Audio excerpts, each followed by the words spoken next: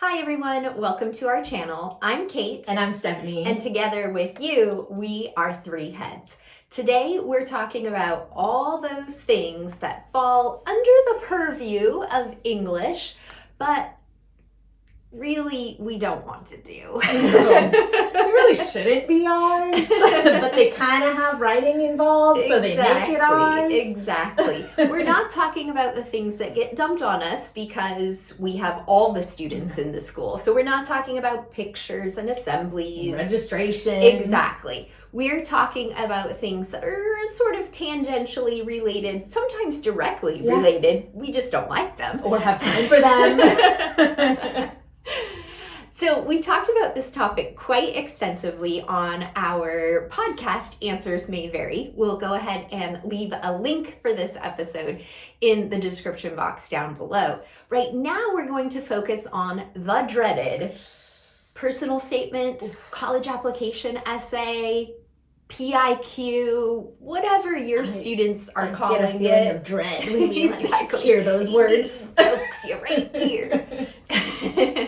We're going to explain how we went from being the minions of our senior students available at their beck and call. All hours of the night and day.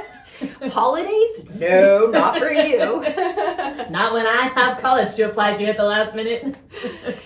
To people who were willing to help, were willing to supplement what students could do on their own, but also draw a line that said, it's your application, not my application. It's your prerogative, it's not my prerogative. And this is English class, not personal statement class. Exactly. So let's go ahead and get started. I'm sure there are lots of you who are like, how can I get this off my plate? So, I mean, we wanted to start by just talking about why we've streamlined this process. If you're watching this video, you probably know why we've streamlined this process, but it's so time consuming. It's exhausting. The hours that you're meeting with students, the number of times you're revising the same essay over and over and over again, and then there's different essays for different colleges, and then on top of this you're also like trying to do your own curriculum, and then the kid down the hall hears you'll help with personal statements even though his teacher won't, so now you're like the whole school's personal statement editor. Yeah. So it was too much. We couldn't do it anymore. Christmas Eve should not be spent no kidding looking at college personal statements. Exactly. So we also started to sort of transition our philosophy as well. We started to really look at how much were we shaping what students were writing and refining what they were writing. And we started to feel like, well, maybe you need to be showing what you are capable of doing so that you're getting into a school on your own merit. Yeah. Now, of course, I am going to tell a student, I think that is not an appropriate topic. Yeah. You really want to get away from that. Oh, you have some spelling errors in here. You want to take a look at that. Those sort of things. But the back and forth 5 or 6 drafts, it really blurs the line with what is appropriate and what is demonstrating a student's competence versus a student's ability to respond to what you say or manipulate your own you competence. Into doing it for them. I purposely chose a college I did not have to write an essay for, yet I have written an awful lot of essays. I'm sorry, I've written better personal statements for, I believe, students than I wrote for myself, so. Not literally. No. Literally written them, but you get so involved in the process. Yes, we are morally opposed to writing essays for students. Absolutely. So, how do we address these issues? How do we get around this? Because it feels like sort of a rite of passage that your senior students come into your class and they expect there's going to be some level of help, some level of instruction, some level of you, English teacher, are going to be involved in my college application and to process. some extent, it kind of makes sense, especially depending on the district. We taught in a district where they were not going to get that support at home. And so it definitely felt like, well, I would feel bad not giving you any support in this. So it does feel worth giving a day or two too. But we also did this for an AP class, and they had a test to prepare for, and we couldn't spend a month just really workshopping personal statements in class. Right. We also realized that it wasn't a month well spent. No. We'll get into that. So we did always start with an introductory kind of lecture. I think by the time it evolved, it was like a 2-day lecture. We couldn't get through it in one, but and it just kind of came from, it got longer over the years because it came from, we started with a college guide, and then we went to a training with someone from Berkeley, so that gave us some insights, and then we just did it so many years that we were like, okay, you can't do this, you can't do that, and then we switched to the PIQs for the UCs, and so it just kind of evolved, but we did try to provide just some basic information about what kind of essay is this, what are they looking for, what are some good strategies to use, what are things you should avoid. Let's look at the UC prompts together. We taught in California, so we always had a lot of UC students, applicants, and so it was just a way to kind of get them all a basic starting point regardless of how hard they were going to work in the process that followed. Right. This is often something that your higher education coordinator or your counseling department will address with students. They address it in our experience in general, which is fantastic. That's what you need to do. But there's something about hearing about writing from your English teacher that helps to bridge that gap and make that connection. We are going to approach it in a different way than a counselor or a higher education coordinator is going to. So that also is a helpful thing for students. And at a lot of schools, you are asked to make it an assignment, to make it something that everyone writes to turn in so that everyone in theory has one. And so it's nice then to say, well, if you're going to turn it into me, I'm going to give you some guidelines to follow. And if you've watched or heard any of our stuff, you know we like a good guideline. So one thing that we stopped doing was reading the first draft.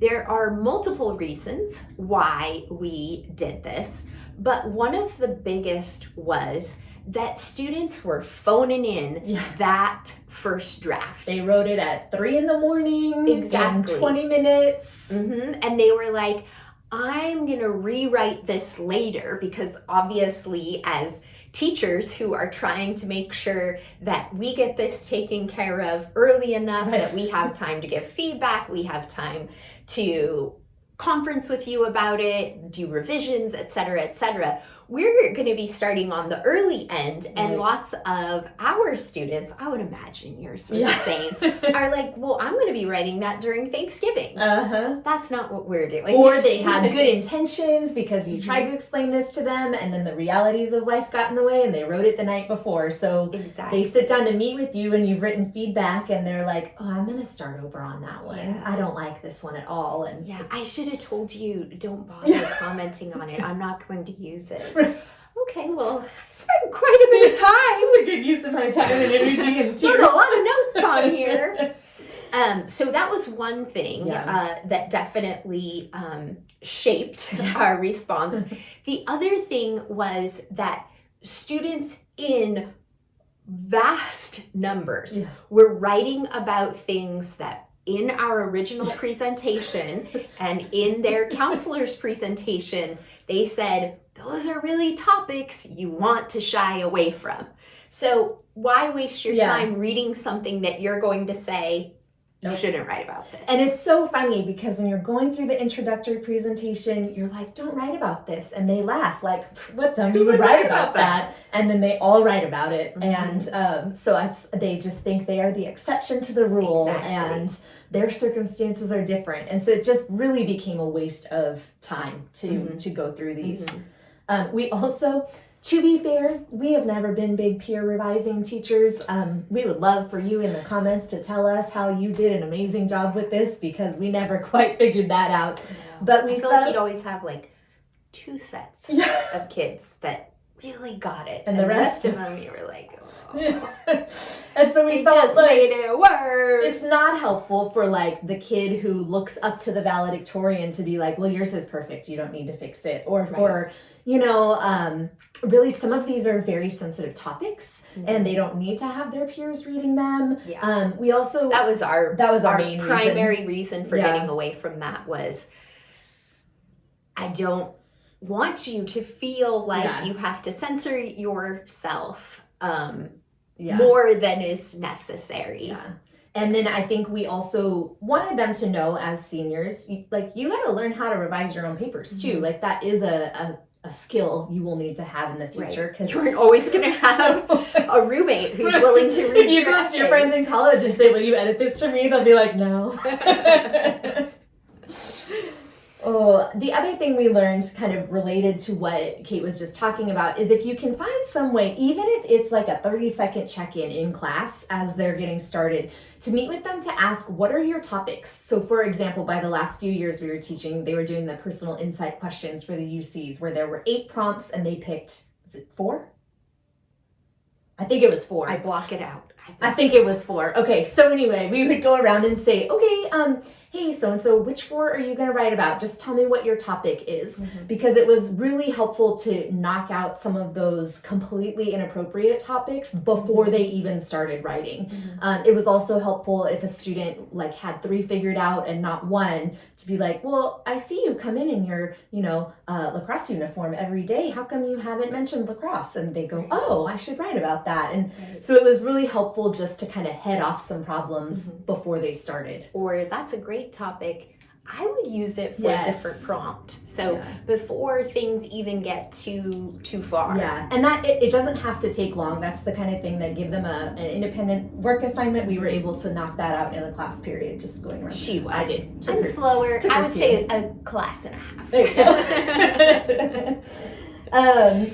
And then we just took us, we taught for 14 years we did seniors, and it took us 14 years to streamline that process. But when we first were doing this, we were providing multiple rounds of feedback. We would go to late nights in our higher ed center. We would answer emails whenever they came in, whenever we checked them. On holidays, the winter break emails make me sad in retrospect that we were giving up valuable holiday time to help these kids. And then we would ask them, so we were like, okay, this is too much. So now, okay, you tell me how much feedback you want. Are you you like this? Do you just want grammar? Do you just want this? And it was better, but students still, for the most part, were like, yeah, I want everything. I'm going to work really hard on this. Yeah, I think originally we had, are you actually applying to a school that will need this essay?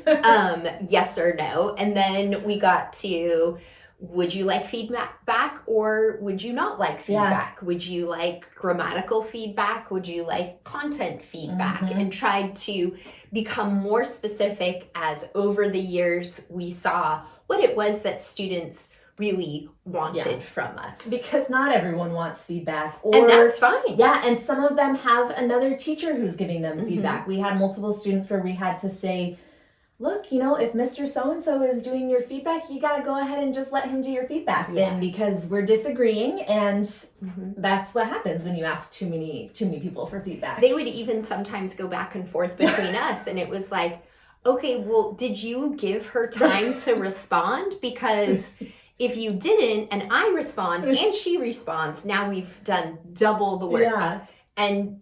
And we'll probably say similar things, but we'll pick up on differences. And why do that to yourself? Why muddy the waters? Our favorite was the student who we were on draft 27, and she said, I don't even want to go to this school. I just want to see if I can get in. No. It was not a pretty sight. So I think as we started to do that, we also started to pull back on our availability. We would say, if you want feedback, your last draft must be in my inbox by this time. If it's in there by this time, I will get to it, and then I'm enjoying my Thanksgiving break. Which again, helped. Still a lot of work. Still a lot of work. Still a lot of weekends and nights and and students being like, I know you said nothing past this, but I really need your help. Or it came in on time and it was so bad that you put so many comments that you kind of want to look at it again, but you're like, no, I said no. And yeah. So then this is where we landed, and had we continued, this is where we would have stayed. We started having students sign up for conferences with us, and they could sign up for, I think it was 2 conferences, maybe a third if they were interested in private schools. We'll talk about that in a second. Where they would sign up ahead of time. We would figure out how many days we were willing to commit to this, and we would make slots, and those were the slots we had available. And if you weren't interested, then you weren't interested. And it actually really did help, because we also did it in October, and some of them weren't ready to talk about it in October. Great. And we had 2 rounds, and we did have pretty extensive availability for students, but it was definitely like, if this is important to you, then you will prioritize. I know that you have practice, and that practice is important. I know that you have a dentist appointment, but I'm available on 5 different days. The dentist is one day. So make one of them Let's figure out how we can make this work. Life is about sacrifices sometimes. And so we would have them come in for the first round to get feedback, and then we would let them, if they came, if they didn't show, they were knocked out, but if they came, they could sign up for a second conference as like a follow-up to see kind of how they've done, any final changes they needed to make. And one of the big differences we made with that was, or changes, I guess, not differences, it was oral feedback. We stopped we stopped giving them written feedback. We still took notes just because it's hard to do that on the fly, but it is a little easier to be taking bullet points for yourself versus like writing them out for students to understand. And they had to listen, they had to take notes. It allowed us to kind of talk through the issues a little bit more, I think, than when we were putting questions and comments on the essay itself. And we really didn't do a lot of grammar corrections, because as Kate said, can you write or not? We need to tell the colleges the truth. And we would say, hey, there's a lot of grammar problems here, but we didn't go through and edit every typo. Right. And that really, when you initially set it up that way, it will appear as though every single student in your class wants to take advantage of this opportunity. And we always said that if every single person wants to take advantage of this opportunity, we will make ourselves available for that. But in practice, you probably get, I would say, a third to a half of your students who actually want to take advantage. Follow through, don't end up canceling at the last minute. And what that also did that was helpful is, because we scheduled it on certain days, it was like, okay, I have to read these 5 essays by tomorrow. I have to do these 3 by tomorrow. So it didn't just feel like this massive pile that we were tackling all the time. It's also helpful, we found, to do this early in the year before you really know your students, because lots of times I know, in terms of like writing letters of recommendation, you're like, I don't even know you. And that's not helpful. But in terms of with the essay, the less you know about that student, the better. The more you know about them and their background and their personality, you start filling in those blanks pretty quickly. When it's a student you don't know, you are approaching it as the admissions reader would be approaching it, where I want to give this kid the benefit of the doubt, but I can only know so much about them. And so we found that to be very helpful. We also found it to be helpful if you are not a lone wolf teaching whatever course it is that you're doing this personal statement activity with. If you can team up with other teachers and mix up your students, that can also be really helpful, where lots of times it's almost like a blind read, and that can be very helpful as well. It also stops you from maybe being in an uncomfortable position with all of your own students. Right. Just a few of your own students. And I think it also makes it a little more professional too, because then they're not bailing on their teacher that they can apologize and manipulate. Like they're being a no-show to a stranger, and that's really unprofessional. And so it kind of makes it, we called it office hours, and it felt like a more professional kind of situation. And we would also do it in the same room with each other, which lots of reasons. I think the biggest help though is that it allows you to quickly be like, nope, like it's time to go. Or, you know, if situation's getting kind of uncomfortable, it's nice to have that other adult in the room to kind of be like, we're wrapping this up. Yeah, you definitely want to be somewhere where the space is large enough that you're not all next to one another and everybody's hearing everybody's personal business, but where it's clear we're all sort of on the same time schedule. Your time is up. It's time to move on to the next person. Yeah, which that was really helpful too, to be able to say, we're on a limit. We can't sit here for 3 hours and just talk about your one essay. Absolutely. Private schools, we never made that a required assignment. We handled that mostly, I think our last year, we just said, sorry, you're on your own for those, I think.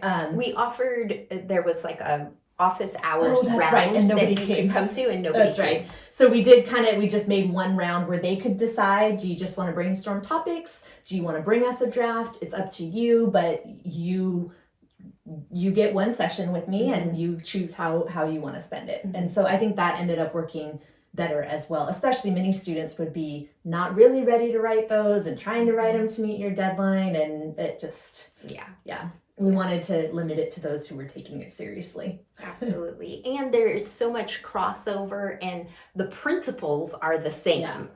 If you didn't do it in this essay for this school, you're not going to do it in this essay for and I think the one thing that would be different would be that so many of the private schools, you need to talk about that school to an extent that it stands out, and they don't do that. And so then you create this awkward situation where I'm Googling your school and being like, why don't you talk about this program? And I've Googled a lot of schools. Yeah, and that's actually not really what the question is designed to weed out the people who haven't looked. So having your teacher Google for you is not the point. So you may be thinking about, okay, do I have to have this as an assignment? We always had it as an assignment. We always taught AP seniors when we were together. When we weren't together, I taught seniors, and I had it as an assignment with them. To varying degrees of success, but I would say that was true with AP as well. So you may be wondering, should I even have it as a writing assignment? And that's really going to fall to you, but to the expectation of your administration and your higher education center, and it'll depend on the relationship that you have with them, as well as the resources that they have available to them. If your higher ed coordinator has lots of people who can come in and help students with their drafting of their essays and with revisions and things like that, then it's not going to fall so much to a teacher. Maybe you work with a population where parents are really involved, or they're outsourcing to a tutoring company or something like that.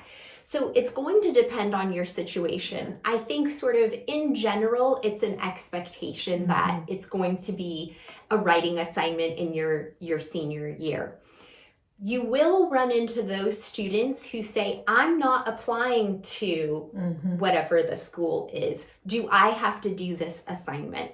And I know there are some teachers who say, no, I'll excuse you from the assignment. And we would caution you against doing that. For us, writing is a large part of an English grade. And so you don't want to excuse a student from that. But also, writing is writing, and practicing writing and practicing the type of writing that you do in personal statements and the personal reflection that you do when you do those statements. They're really bad at writing about themselves. Everybody's bad at writing about themselves. That's really valuable and really helpful. And so that's how we always framed it, that this is a valuable activity and it's an assignment for this class. So you ultimately, as with any assignment for this class, make the decision as to whether or not you do it, but it is for a grade. So keep that in mind. That's how we tended to approach it. Yeah, and it's also going to depend on your class as well. If you are predominantly teaching students who are not going to a four-year college, you might handle this a little bit differently in your class. It just kind of is going to depend on you and your school. Absolutely. Absolutely. I think just wrapping up here, some of the things that we would focus on in our feedback, the biggest thing was just whether the topic was appropriate and helpful. Did it help portray them in a light that they were would help their application and not be neutral or hurt it in any way? Yeah, and the way that we framed that for students is, of course, you can write about whatever you want to write about. It's your application. My name isn't attached to it. It's not my application. So you write about whatever you want to write about. What I'm telling you and the suggestions that I'm making come from my years of experience. So you ultimately, at the end of the day, have to choose what is right for you, because there are students who are going to insist that they write about this topic. And I always say, that's fantastic. If you are committed to writing about it, that means it's really important to you and you need to write about it. I can't comment on it though, because I am not thinking it's a good topic. So my feedback is going to come through the lens of, this is a bad idea, but... And you don't want to put yourself in that situation, and you don't want the student thinking that you're buying into what they're writing. Yeah. The other one that we really had to get to focus on is show, don't tell. Use specifics. They're really good at generalizations, and it was a real dedicated student. Yeah, show us. When were you dedicated? What did you do? But we also had to shift away from a narrative. I think when we first started doing personal statements, like 15 years ago, they wanted more of a narrative. And so we were really pushing them to tell that story. And the colleges have really asked that they pull back on that. And so that was a correction we had to make along the way as well. Plus, some of them got way too into it. And it was like these elaborately crafted narratives. And you're like, you don't need 2/3 of this. Exactly. But that show, not tell part is really important. Yeah. And once you can convince a student of what they're doing and let them see what it is that you are telling me, I need you to show me. That is really that's a really powerful transition that they make, and for many students that's when it clicks for them. And it's easy to do that in this context of personal stuff that then you can use with your content and be like, show me, give me an example from the text, and you I feel like we would pick up that language from personal statements and apply it to their literary writing later. Absolutely. I think the last two is we would just really push them to focus on their high school self, not their elementary school self, which they really want to do. And to really focus on how they have learned and grown from a difficult experience, keeping it positive. It's very easy, especially when you're writing about yourself, and sometimes you're writing about some negative things and you're writing about your sort of weaker moments, to fall into a sort of pity party type mode. And yes, write that, get that out. And then and then start to frame it positive, because that's what the school needs to see. They need to see that you're going to encounter a difficulty, you're going to encounter an obstacle, because we all do, especially when we're in college, and that you are able to persevere and overcome. That you are a resilient person. And I think the final thing, I know you said last two things, and then I thought of one more, is remind your students they are the ones who are trying to get into the school. Not mom, not dad, not brother, sister, grandma, grandpa, not fantastic teacher. It's about them. It needs to be them selling themselves, them advertising themselves. And so it really needs to stay personal to them. That's where the focus is. A good one. I thought you'd approve. I did. So we hope that you found this helpful. We hope that you have something that you can use with your students as they start preparing to write their college application essays.